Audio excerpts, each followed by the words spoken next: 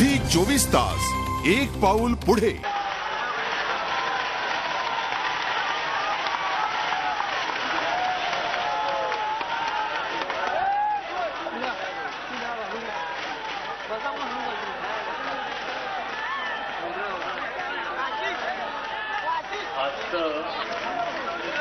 हे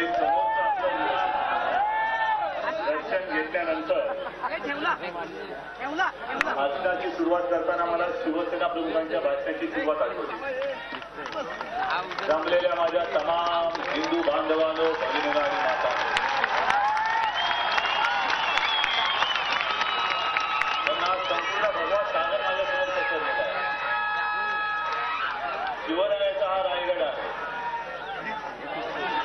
आणि या रायगडमध्ये मी सभा घेण्यासाठी तसा बऱ्याच वर्षानंतर आलेलो आहे आणि हे आपलं जिवंत रूप पाहिल्यानंतर आतापर्यंत जे जे काही सगळे उल्लेख झाले, मला वाटतं संजय राऊत आपण औरंगजेब कोण ते सांगितलं, अफजल खान कोण ते सांगितलं, पण मला औरंगजेबाची आणि अफजल खानाची पर्वा नाही। माझ्यासमोर माझी वाघनखं बसलेली आहे,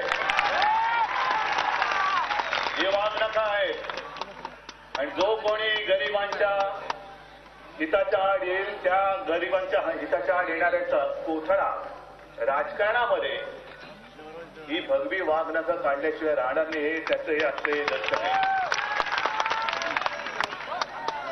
अनेक विषय आहेत,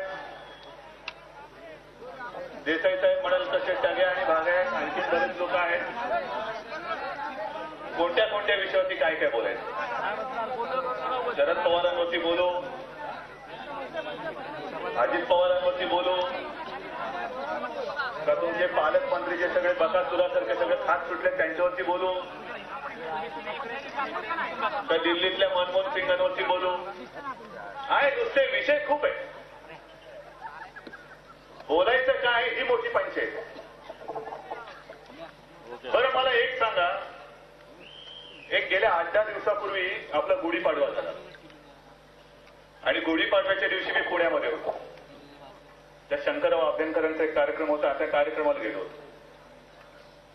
गुढीपाडव्याच्या दिवशी आपण नवीन वर्षाची सुरुवात करतो ना, आणि साधारणतः नवीन वर्षाची सुरुवात आपल्याला माहिती आहे काय वेगळं काय होणार नसतंच, पण तरी सुद्धा येणारं नववर्ष आपल्याला सुखाचं, समाधानाचं, उत्तम आरोग्याचं आणि मनशांतीचं जावं असं आपण एकमेकांना शुभेच्छा देतो।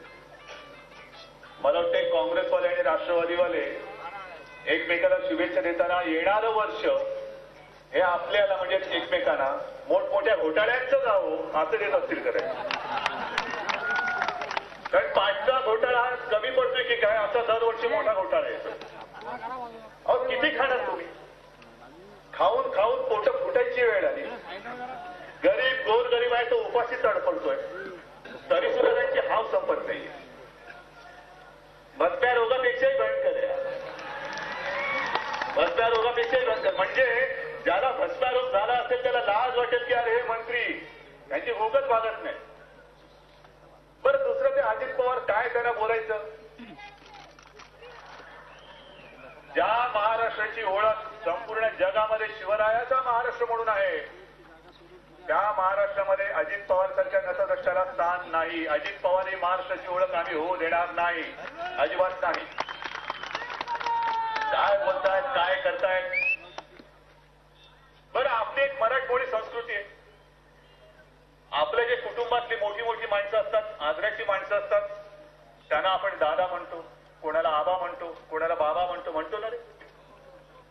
जसं माझ्या आजोबांना घरामध्ये प्रबोधनकारांना दादा म्हणायचे, काही असो, कोणाला काय आडलं नडलं की दादा ही अडचण आहे, मग दादा बसतात, काय बाबा तुला काय म्हणणे? ठीक आहे असं असतं, ठीक तुला मदत करतो। कोण आबा म्हणतं, कोण बाबा म्हणतं, पण हा जो दादा म्हणणारा झी 24 तास एक पाऊल पुढे।